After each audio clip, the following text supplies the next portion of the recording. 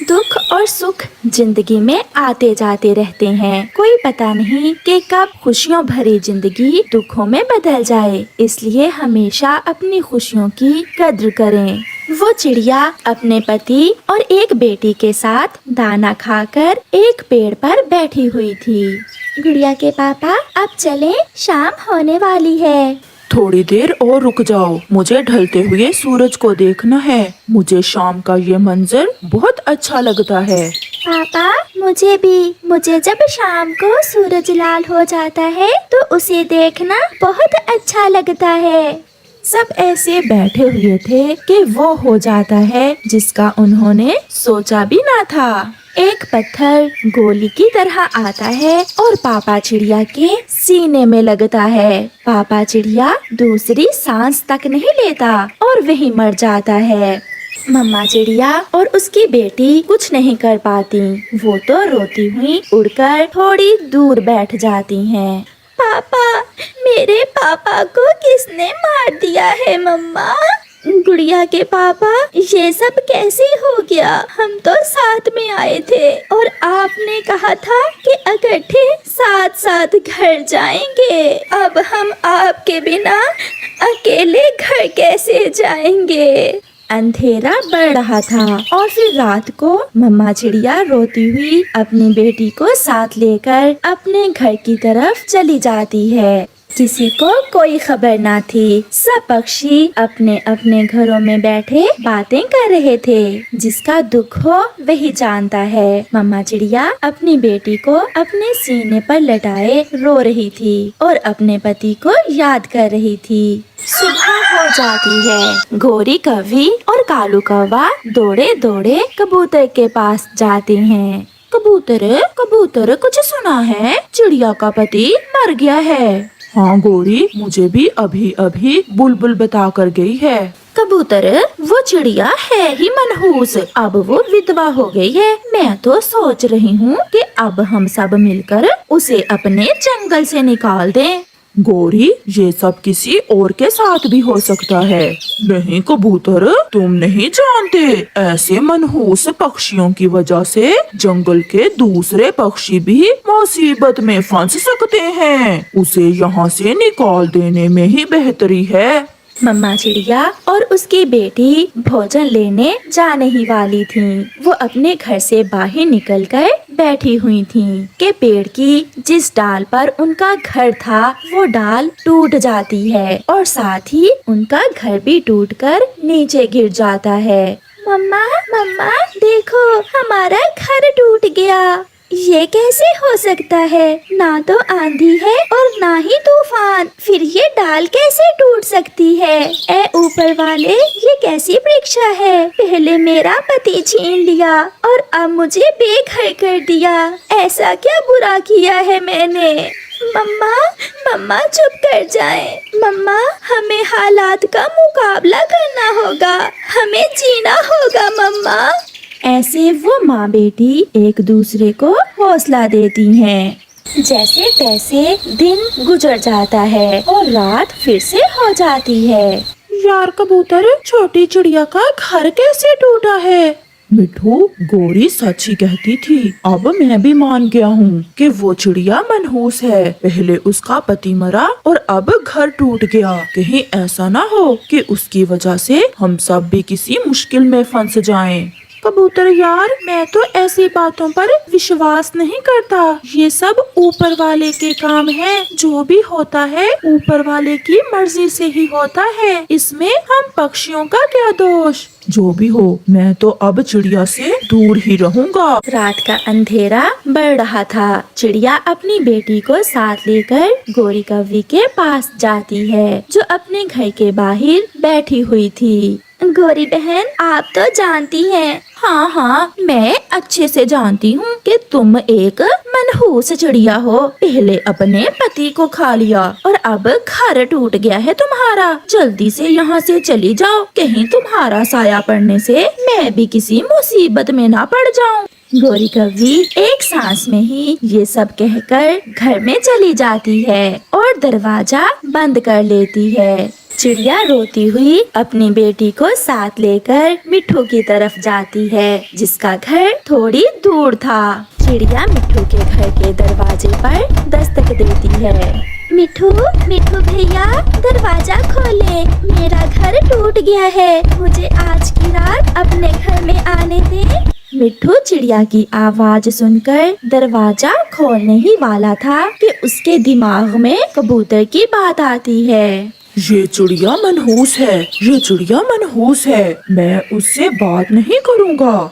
ये सोचकर मिट्ठू चुप रहता है और अपने घोंसले में सोने का नाटक करता है। चिड़िया खिड़की में से मिट्ठू को आवाज देती है। मिट्ठू, मिट्ठू, मैं हूँ आपकी पड़ोसन चिड़िया, दरवाजा खोलो। चिड़िया बार बार मिट्ठू से ऐसा कहती है, मगर मिट्ठू तो ऐसे नाटक कर रहा था जैसे वो गहरी नींद सोया हुआ हो। शायद मिट्ठू गहरी नींद सोया हुआ है। नहीं मम्मा, मिट्ठू अंकल सोए नहीं बल्कि जाग रहे हैं। आप चलें, अब हम किसी के पास नहीं जाएंगे क्योंकि कोई हमारी मदद नहीं करने वाला। आपके लिए मैं और मेरे लिए आप ही काफी हैं मम्मा। फिर वो माँ बेटी वहाँ से भी चली जाती हैं। वो माँ बेटी उड़ती हुई दूर निकल जाती हैं। वो दोनों माँ बेटी सारी रात उड़ती हैं। उन्हें ये तो नहीं पता था कि वो किस दिशा में जा रही हैं, मगर फिर भी वो उड़ती हैं। शायद वो उस जंगल से बहुत दूर चली जाना चाहती थी। उनका दिल टूट चुका था। सुबह होने के करीब थी जब वो माँ बेटी सागर वाले जंगल में पहुँच जाती हैं। वो थकी हुई थी। वो एक नारियल के पेड़ पर बैठ जाती हैं। सागर की दूसरी ओर से सूरज आहिस्ता आहिस्ता से ऊपर आ रहा था, जिसे वो माँ बेटी बैठे गौर से देखे जा रही थी। फिर गुड़िया खामोशी तोड़ती है। मम्मा, हम नया घर बनाएंगे। मम्मा, आप सब भूल जाएं, यही समझें कि उस जंगल में हमारा कोई था ही नहीं। हाँ बेटी, मैं भी सब भूल जाना चाहती हूँ। ऐसा कहते हुए मम्मा चिड़िया अपनी बेटी को गले से लगा लेती है। छमछम चाचा जो उस जंगल में बढ़ई का काम करता था, वो अंधेरे ही सागर में बहकर आई हुई लकड़ियाँ लेने आता है। छमछम चाचा मम्मा चिड़िया और उसकी बेटी को नारियल के पेड़ पर बैठी हुई देखकर वहाँ आता है। आप दोनों इस जंगल से नहीं हैं, कहाँ से आई हैं आप? मम्मा चिड़िया रोती हुई छमछम चाचा को सारी बात बताती है। मेरा पति मर गया, मेरा घर टूट गया, मगर मेरे दोस्तों ने मुझसे हमदर्दी करने की बजाय मनहूस कहकर जंगल से ही निकाल दिया। अंकल, अगर आपको लगता है कि हमारी वजह से आपका बुरा होगा तो हम यहाँ से भी चली जाती हैं। ये सब सुनकर छमछम अंकल की आंखों में आंसू आ जाते हैं।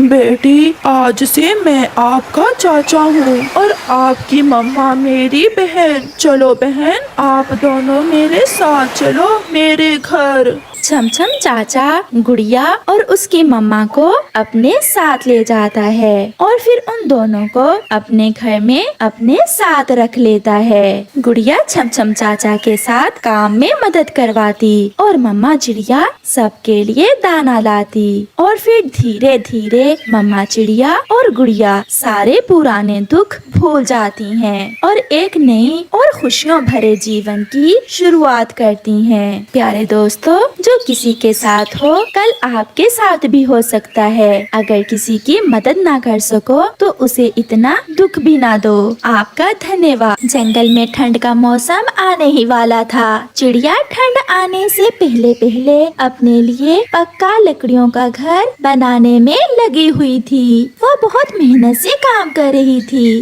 वो लकड़ियाँ इकट्ठी करती है और घर का काम शुरू करती है। उसके पड़ोस में एक कौवा और कौवी रहते थे, जो दोनों ही बहुत आलसी थे। वो कोई काम ना करते थे। कौवे की पत्नी गोरी कौवी चिड़िया को घर बनाता देख अपने पति कालू कौवे से कहती है, 1 साल हो गया कालू, जब तुम ये दरवाजा खरीद कर लाए थे वहीं का वहीं पड़ा है, अपने लिए घर ना बना सके।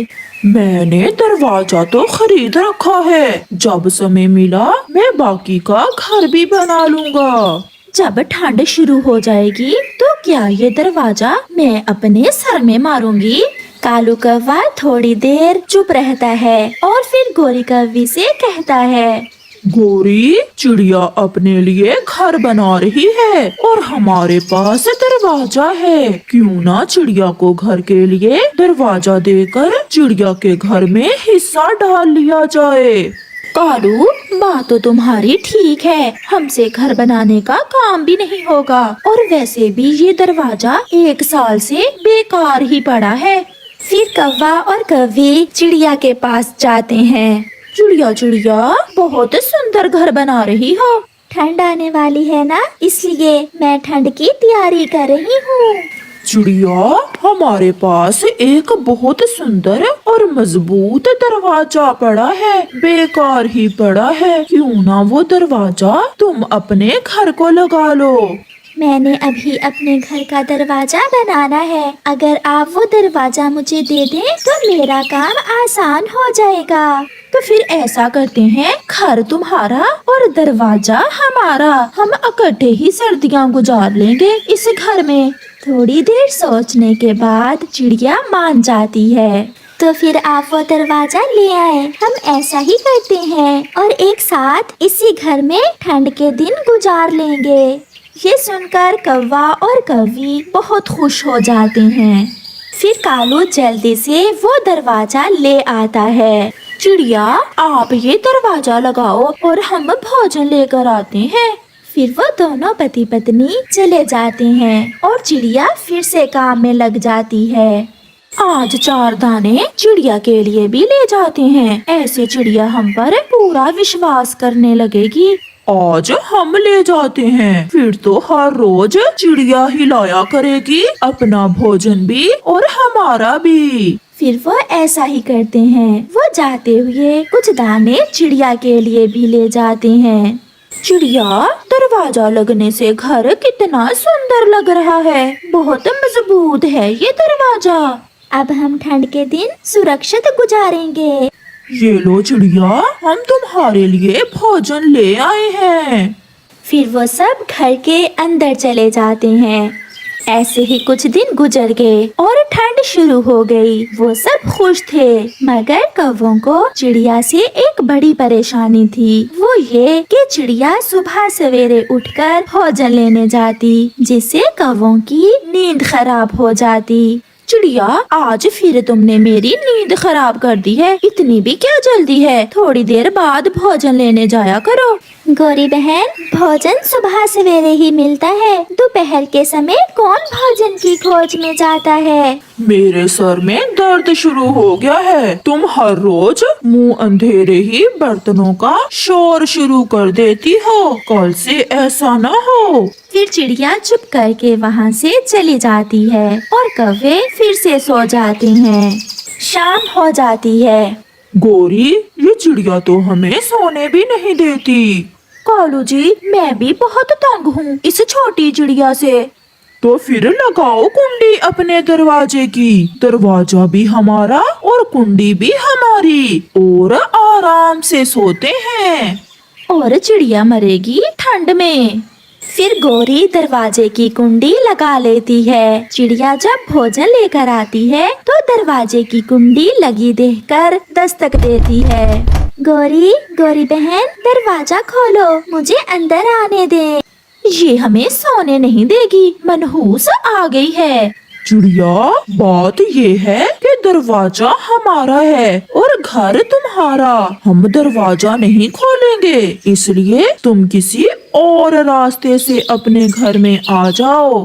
कालू भैया, खिड़की तो बहुत छोटी है, मैं कैसे अंदर आऊँ? अगर दरवाजा तुम्हारा है तो घर मेरा है, ऐसा ना करें, मुझे घर के अंदर आने दें, रात होने को है, बाहर बहुत ठंड हो गई है। चुप करके बैठ जाओ, अब हम चिड़िया की चूं चूं का जवाब ही नहीं देंगे। चिड़िया बहुत रोती है, बहुत शोर करती है, मगर कालू और गोरी आराम से सोए रहते हैं। वो दरवाजा नहीं खोलते। सारी रात चिड़िया ठंड में मरती है। सुबह हो जाती है और चिड़िया अपने दोस्त कबूतर के पास जाती है और उसे जाकर सारी बात बताती है। वो कौवे बहुत दुष्ट हैं। वो ऐसे नहीं समझेंगे। उन्हें सबक सिखाना होगा। वो कैसे कबूतर भैया? मैं बताता हूँ। गोरी और कालू भी सोकर उठ गए थे और वो चिड़िया का जमा किया हुआ भोजन खा लेते हैं। गोरी, इस भोजन से और कितने दिन गुजर जाएंगे? कालू जी, अगर थोड़ा थोड़ा खाते रहें तो 10-20 दिन तो आसानी से गुजर जाएंगे। उस चिड़िया ने जिंदगी आसान कर दी। जी भर के सोते हैं और भोजन भी मिल जाता है। कोई तंग भी नहीं करने वाला। कालू जी, मेरा तो पेट भर गया है, चलो फिर से सो जाते हैं। बहुत मजा है सोने में। वो फिर से सो जाते हैं। चिड़िया, चलो मेरे साथ। मगर कबूतर भैया, ये आग से क्या करेंगे आप? फिर कबूतर चिड़िया को अपनी योजना बताता है। मैं सब समझ गई कबूतर भैया। अगर दरवाजा कौवों का है तो घर तो मेरा ही है ना। अब मजा आएगा। फिर चिड़िया और कबूतर आग लेकर वहाँ से जाते हैं। चिड़िया दरवाजे पर दस्तक देती है। ये जरूर चिड़िया होगी। छोटी चिड़िया, दफा हो जाओ यहाँ से। कितनी बार कहा है कि हम तुम्हें अपने दरवाजे में से नहीं गुजरने देंगे। अगर अपने घर में आना है तो किसी और रास्ते से आ जाओ। याद है ना चिड़िया, घर तुम्हारा और दरवाजा हमारा है। हमारा। दरवाजे से गुजरने देंगे तो ही तुम घर के अंदर आ सकोगी। दुष्ट कौवा, मैंने बड़ी गलती की जो तुमसे ये दरवाजा लेकर अपने घर को लगा लिया। मैंने तो तुम्हारा ही भला सोचा था, मगर तुम धोखेबाज निकले। हमने कौन सा रोका है तुम्हें घर में आने से? आ जाओ, मगर किसी और रास्ते से। कौवो, मैं सब सुन रहा हूँ। तुमने सच कहा कि चिड़िया का तो घर है और इस घर का दरवाजा तुम्हारा है। लो जी, गंदी आँखों वाला कबूतर भी आ गया। अगर बात समझ में आ गई है तो यहाँ से चले जाओ, हमें सोने दो। मुझे इस घर की अब जरूरत नहीं है। मैं अपने घर को आग लगाने जा रही हूँ। तुम जल्दी से अपना दरवाजा हटाओ और यहाँ से भाग जाओ। क्या चिड़िया, क्या कह रही हो तुम? चिड़िया, ना ना, ऐसा ना करना। कोई अपने घर को भी आग लगाता है क्या? जिस घर में आने का दरवाजा ही ना हो, उस घर का क्या फायदा? फिर कौवे जल्दी से दरवाजा खोल देते हैं। ना चिड़िया, ऐसा ना करना, ऐसा ना करना। अगर तुमने घर ही जला दिया तो खाली दरवाजा हमारे किस काम का? बहुत चातर बनते हो ना तुम। अब पता चला। चिड़िया, हमें माफ कर दो। अपना दरवाजा उठाओ, भाग जाओ। मैं अपने घर के लिए नया दरवाजा बना लेती हूँ। अगर ना गए तो मैं अभी आग लगा दूंगी और जलेगा तुम्हारा दरवाजा भी घर के साथ ही। फिर कौवे अपना दरवाजा लेकर वहाँ से चले जाते हैं। थोड़ी मेहनत के बाद चिड़िया अपने घर के लिए अपना दरवाजा लगा लेती है। रात को चिड़िया आराम से अपने घर में सोई हुई थी और दुष्ट कौवे अपने दरवाजे पर बैठे ठंड से मर रहे थे। आग लगे उस कबूतर को जिसने चिड़िया को हमें घर से निकालने का उपाय बताया। अब तो मरेंगे ठंड से। ऐसे कौवों को अपने किए की सजा मिल जाती है। प्यारे दोस्तों, इस कहानी से हमें सीख मिलती है। कभी कभी ज्यादा चालाकी करने से अपना ही नुकसान हो जाता है।